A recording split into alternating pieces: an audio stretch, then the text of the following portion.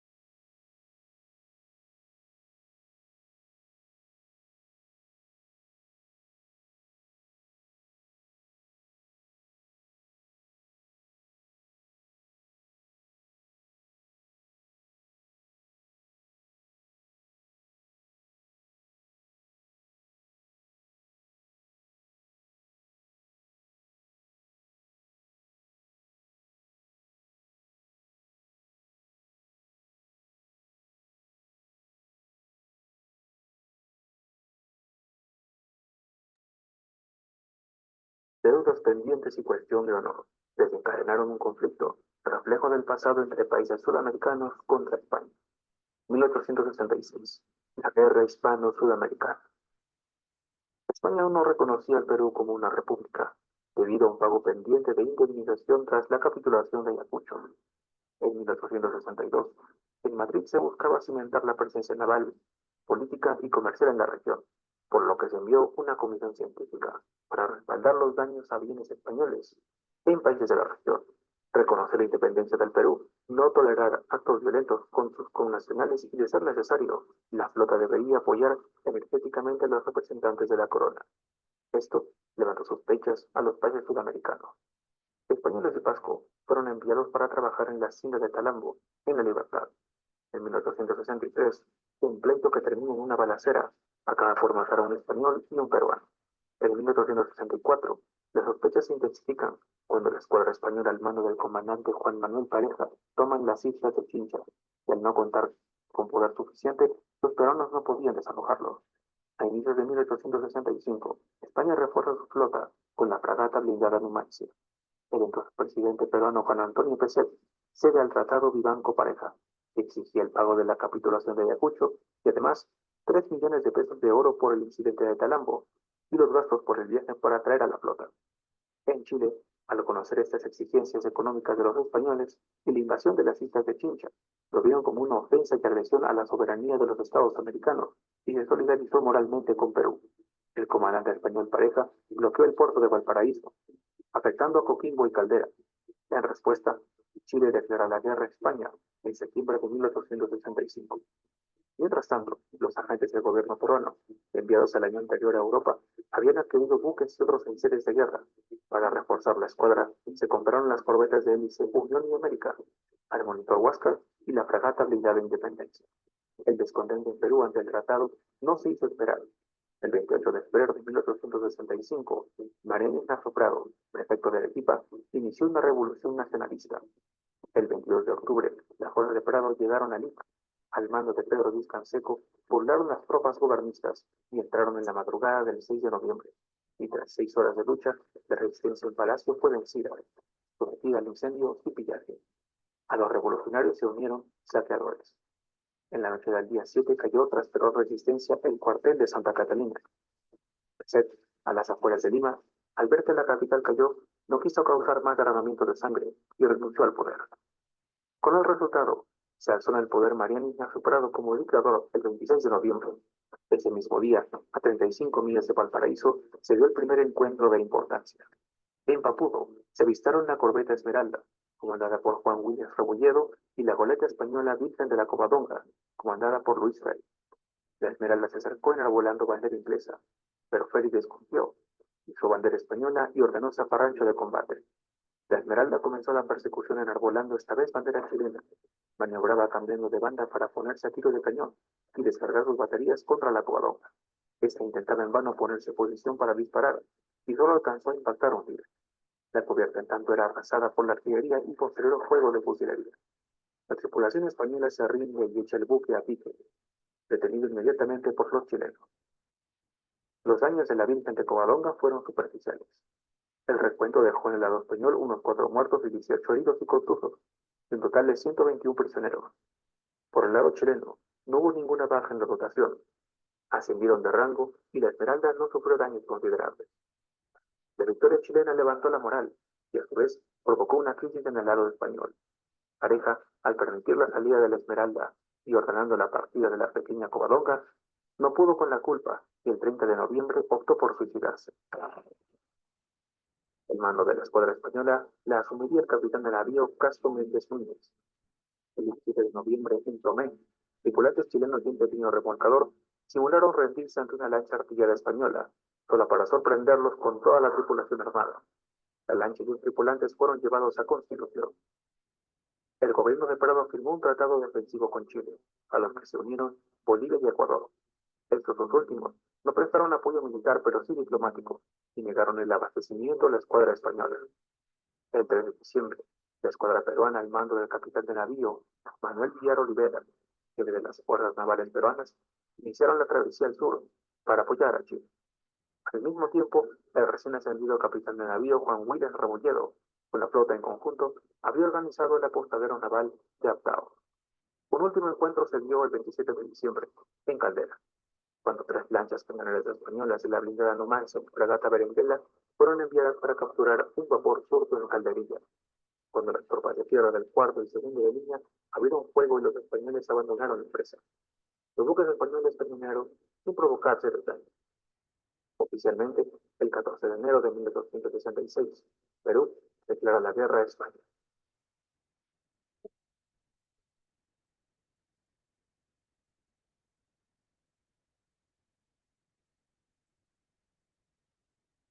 Esa es una parte que vamos ahorita a ver referente a lo que ocurrió con la guerra contra los españoles.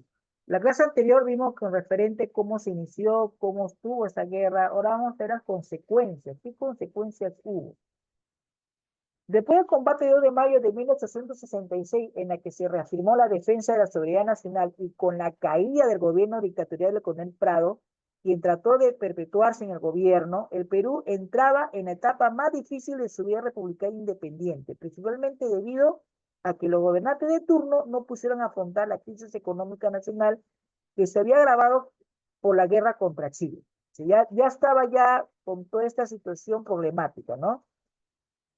Gobierno de Mario Ignacio Prado, 1866 al 68. Recordemos que en el año 1866 hubo el combate de 2 de mayo. Aspecto económico. Del gabinete de los talentos era Manuel Pardo y Lavalle, ministro de Hacienda, quien elaboró un plan integral para los ingresos y egresos nacionales y el aparato fiscal.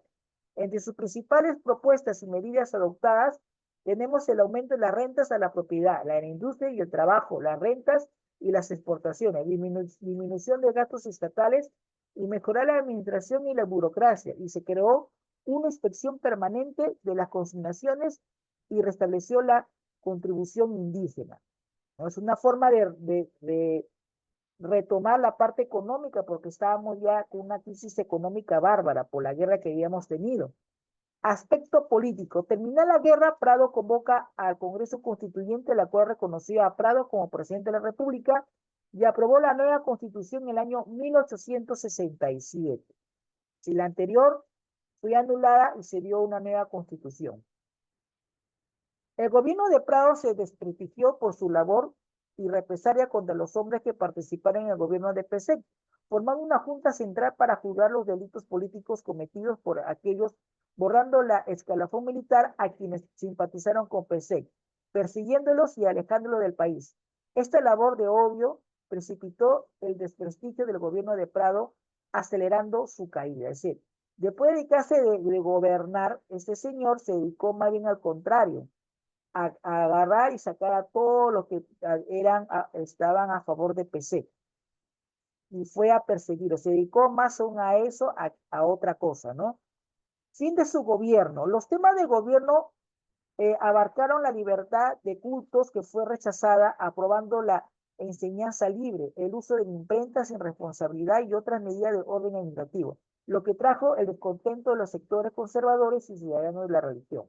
Fue entonces que el pueblo de Arequipa se negó a jurar por la nueva Constitución de 1867, produciéndose sublevaciones populares dirigidas desde el sur por el general Pedro Vizcanseco y por el norte Chiclayo por el coronel José Balta.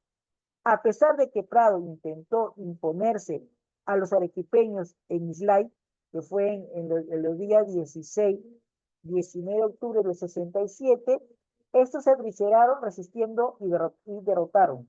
El presidente retorna a Lima para dimitir el 7 de enero de 1868. Se restableció la Constitución del año 1860, que entró nuevamente en vigencia, y se convoca elecciones para presidente, vicepresidente y para la totalidad del Congreso. 2 de agosto de 1868, siendo el ganador el coronel José Balta con apoyo oficial. Es decir, ya por ende la nueva Constitución que se había dado con Pardo se elimina. Adiós. Sale Prado porque ya él sí o sí quería que se hagan lo que él quería, que haga gastos en vano. Entonces dijeron a un momento donde si no es así, se cortó, como dice la mamadera, hizo un cambio. Los arequipeños dijeron, no firmamos, no vamos a juramentar ante esa constitución. Se dio la nueva constitución y se da lo que es la antigua del año 1860, la que se dio de baja y la que se quiso aprobar en el 67. En el año 1865 trajo el Tratado de Banco y Pareja, el tratado entre Perú y España, combate de Anga de 2 de mayo de 1866, en el 67 el contrato de Dreyfus, y Manuel Pardo gana las elecciones en el año 1872. Gobierno de José Balta, 1868-72. Después de su proclamación por el Congreso, el coronel asumió el mando supremo de la nación, haciendo el siguiente histórico declaración. Para mí no hay vencidos ni vencedores, caídos ni levantados, hombre del sur ni del norte. Para mí no hay más que peruanos, porque no soy el caudillo de su bando, sino el jefe de la nación. Aspecto económico.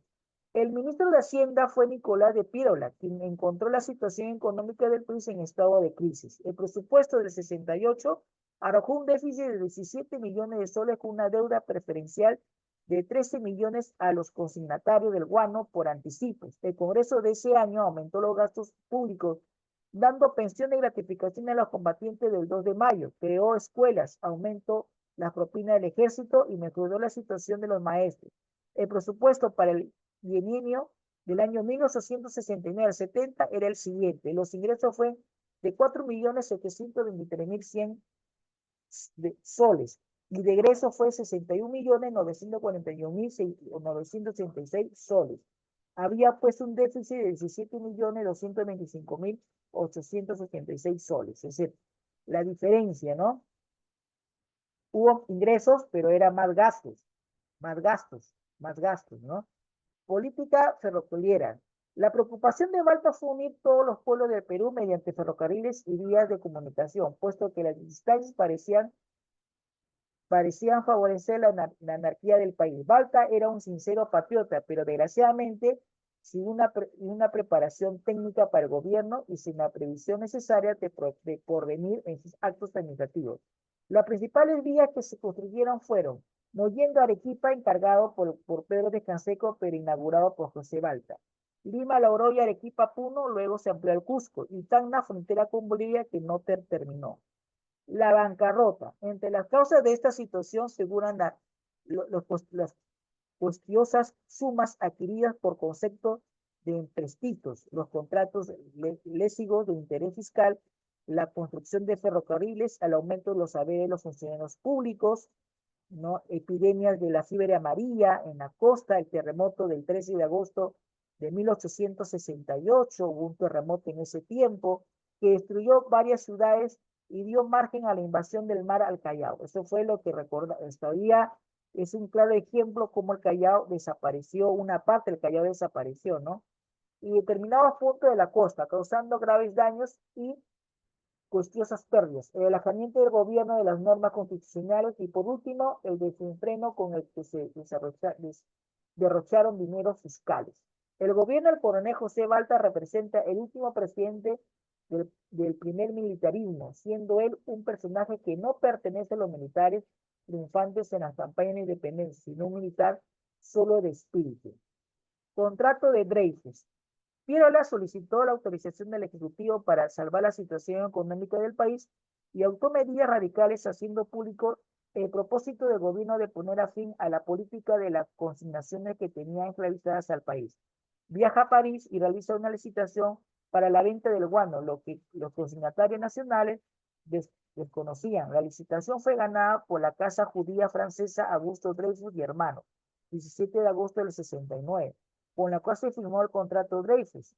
Entre los principales acuerdos que se establecieron en el contrato Dreyfus tenemos la casa Dreyfus, que se comprometió a adquirir 2 millones de toneladas de guano, adelantar una suma de 2 millones de soles en 2 mensualidades y otorgar 7.000 soles mensuales hasta 1871 y cubrir nuestra deuda externa, que equivalía a 7 millones de soles anuales. Asimismo, se estableció el valor de la venta del guano a 3.5 soles por tonelada. Con esto se logró finalmente adquirir el poder económico a los destinatarios nacionales.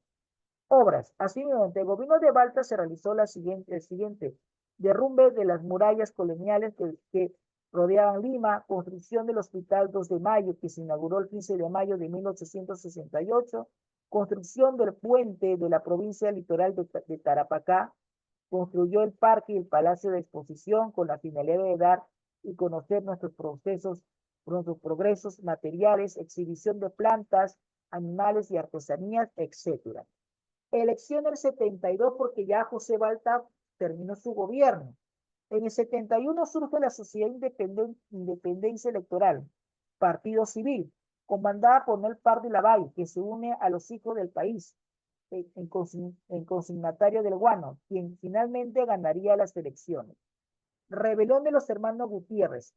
El acceso de los civiles por primera vez en el gobierno de Perú tuvo una reacción inmediata que se inicia el 22 de julio del 72, cuando una conspiración militar dirigida por Tomás Gutiérrez, ministro de Guerra, junto con sus hermanos Silvestre, Marcelino y Marceliano, se sublevan y capturan al presidente José Balta, llevándoles al cuartel San Francisco, acusándole de la debilidad ante los desórdenes callejeros motivados por el proceso electoral y rechazando la elección de Pardo, quien para evitar caer a manos de los hermanos Gutiérrez, se embarcó a la fragata Independencia, matan a Balta en la Trifulca y finalmente son capturados dos de ellos, Silvestre y Tomás, quienes fueron colgados en las torres de la Catedral de Lima y luego acompañado el cadáver de Marcelino y sería una hoguera. ¿Sí?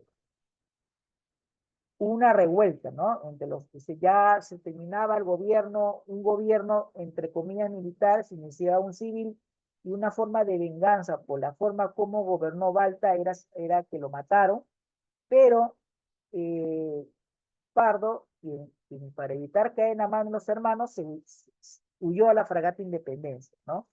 Pero luego finalmente son capturados uno de ellos, ¿no? De los hermanos Gutiérrez, ¿no? Silvestre Tomás y Marcelino, su cadáver, ¿no? Se haría una hoguera con su cadáver, ¿no? Sí, en la Catedral de Lima. Por eso, cuando uno se va a la Catedral de Lima, un poco ahí la historia, habla bastante la historia, qué le ocurrió en esa revuelta. O sea, eh, ya en sí tenemos una historia muy marcada desde ya, es decir, no es de ahora.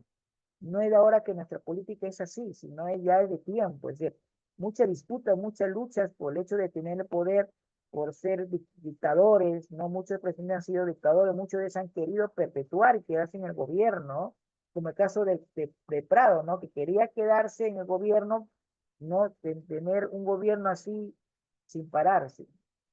Obviamente es un cambio radical que hubo durante todo este proceso.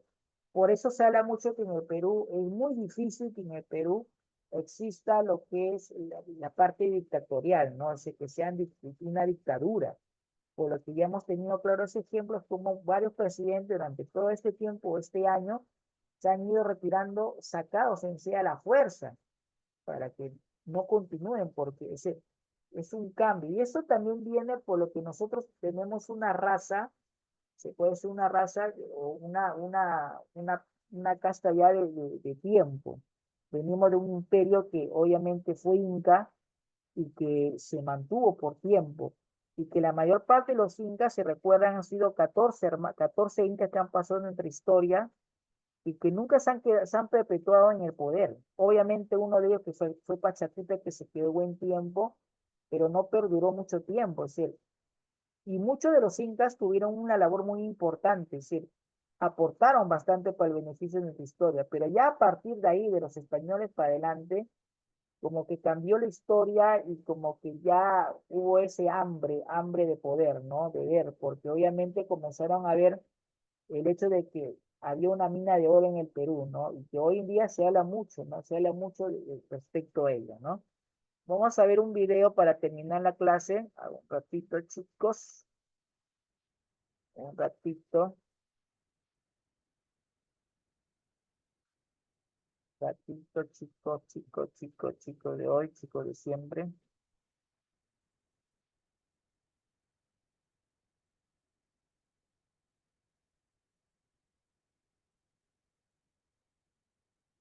Un ratito.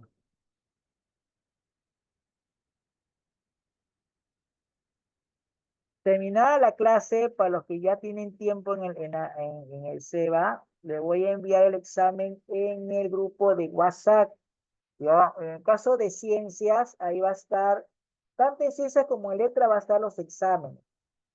Ya, por favor, hoy día se entrega, no es mañana. Hoy día se entregan los exámenes. ¿Hasta qué hora, profesor?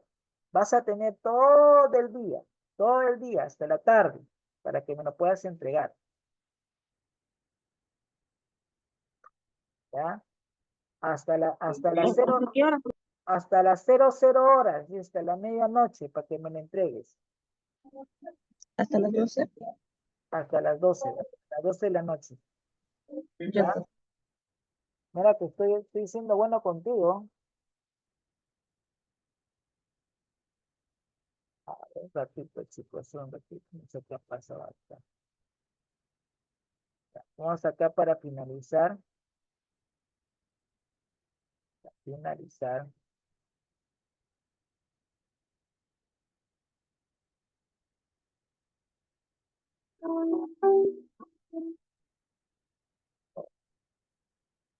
Ya voy a compartir un ratito.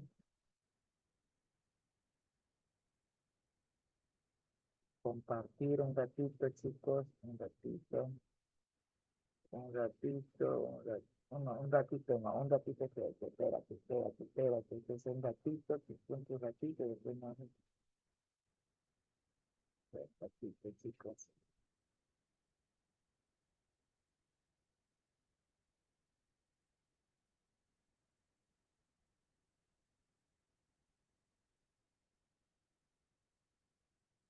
un ratito, un ratito, un ratito,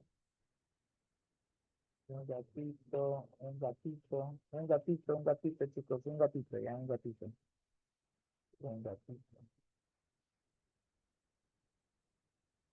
sí, ahora sí, ahora sí, ahora sí, ahora sí, vamos a chao, chao, chao, chao, ¿viste?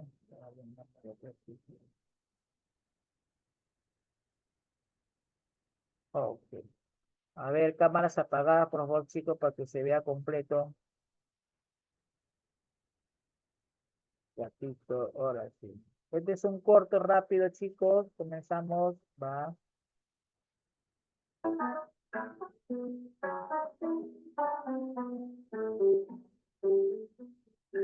Causas de la guerra con España. A pesar del aire de libertad que se sentía, lo cierto era que los capitales extranjeros estaban presentes en toda la América recién independizada para extraer sus recursos a bajo costo, y aunque ya hubieran pasado varios años desde las batallas finales por la independencia del Perú con España, este mismo quería la revancha. Nuestro padre se negaba a aceptar nuestra independencia, dado que nos necesitaba para poder hacer frente a potencias como Inglaterra o Francia. El texto que se vivía en Europa era la paz británica, una dominación inglesa por todo el mundo. Esto nos lleva a la primera causa, y es que España no se quería quedar atrás con Inglaterra y quería recuperar su influencia, y para esto tenía que recuperar sus colonias. Otra causa era que quería poseer el guano de las islas para poder administrarlas y mejorar su economía, ya que en otra época el guano de las islas era muy demandado, sobre todo porque era un fertilizante muy eficiente, y pues el Perú tenía el monopolio, y como Perú era ex colonia de España, motivos no le faltaban. Y bueno, como para cualquier guerra, se sucede un pretexto o un casus bellum para el inicio del enfrentamiento. En este caso fue el incidente de Talambo, donde un hacendado español muere en un altercado con otros colonos. España le pedía explicaciones al Perú, y con esta excusa es que empieza a enviar barcos a las costas de Sudamérica. Y pues el otro pretexto era el cobro de la deuda comprometida en la capitulación de Ayacucho, y pues para disfrazar las verdaderas intenciones que se tenía, a estas expediciones tenían el motivo de ser científicas para investigar las islas guaneras. La reina Isabel II de España cada vez enviaba más y más barcos a la costa sudamericana. Los presidentes de aquella época ya sentían el miedo, sentían un ejército en sus costas que no estaban protegidas. No había guardia militar peruana ni francista, por lo que el miedo de volver a ser una colonia era cada vez más grande. El miedo no solo estaba en los altos mandos, sino también en la población, pero ya era demasiado tarde, España estaba cerca.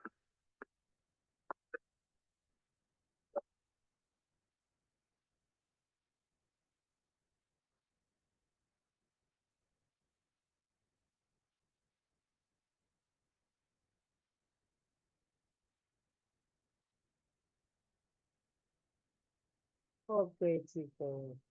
Muy bien. Muy bien, chicos. A ver, antes que se vayan, para que haya prueba y no me digan, profesor, no ha mandado nada, profesor. ¿Por qué no ha mandado, profesor? Usted no manda nada. Qué malo es usted, profesor. Así me dicen, ay, profesor, qué malo usted no ha mandado nada. Ya, ok.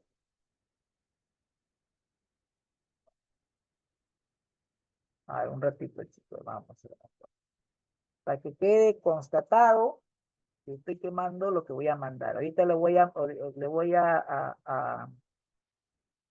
¿cómo se llama? A presentar. ¿Dónde está? ¿Dónde está, señor?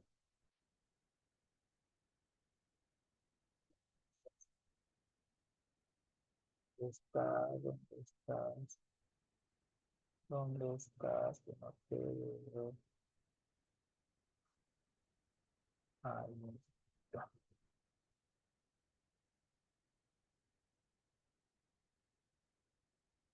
Qué bueno, ya. Ay, puede ser que malo usted, porque eso sí nos quiere. No nos quieren. Así, no, así me dicen, que eso no nos quieren, nos odian. ¿No, chicos? Ya. Miren, atentos. Ya,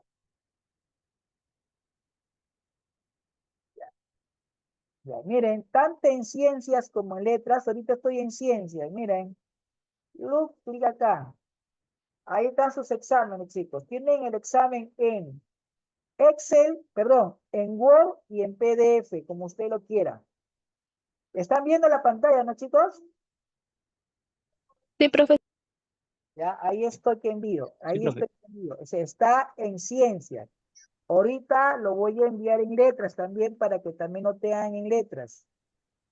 Ya, también lo voy a enviar en letras. No hay ese de que el profesor no está, dónde la ha puesto, que cómo es posible, el profesor no dice nada.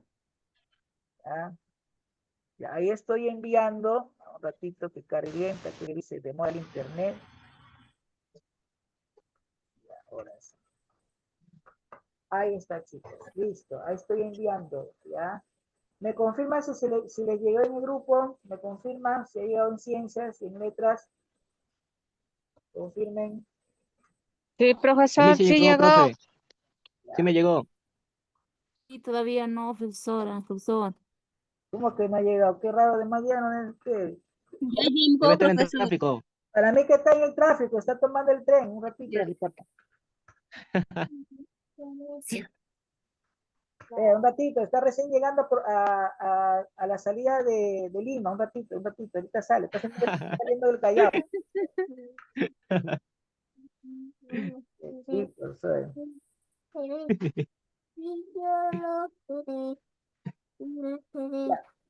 ya quiero que lean el mensaje que les he puesto. ¿Qué dice en el mensaje que les he puesto? Aquí ya tienen que entregar. A las 2:30. Mira, 2.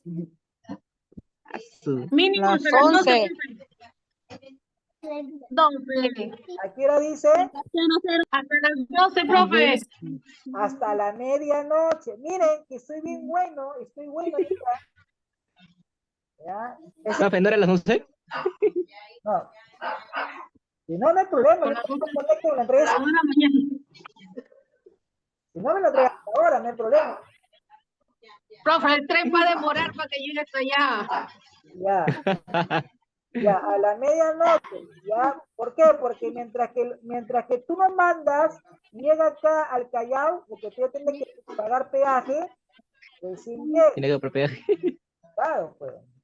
Imagínate, el examen que se tiene que pagar su peaje también el examen. ¿Ya? Su cupo tiene que pagar. El cupo, Su cupo. tienen que pagar cupo, pues, claro. En caso de que los extorsionen, tienen que pagar cupo, imagínense, claro. Claro.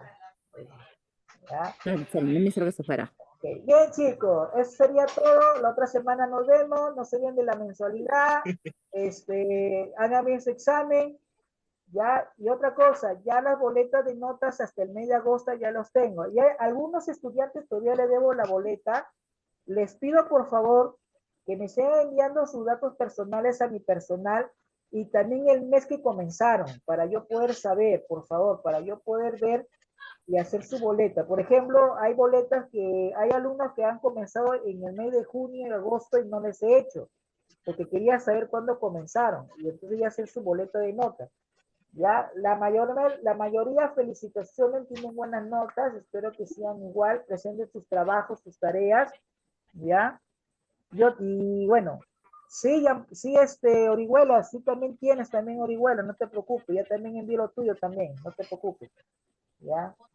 Ok, está desaprobado, pues ya también tienes tu boleta. ¿Sí? Nada, mentira, una broma, una broma. ¿Ya? Sí, profe. ¿Ya?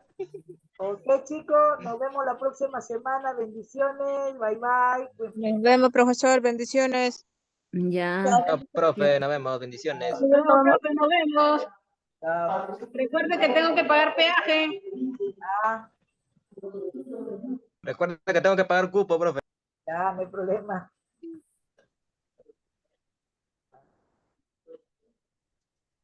Hasta luego. Nos vemos.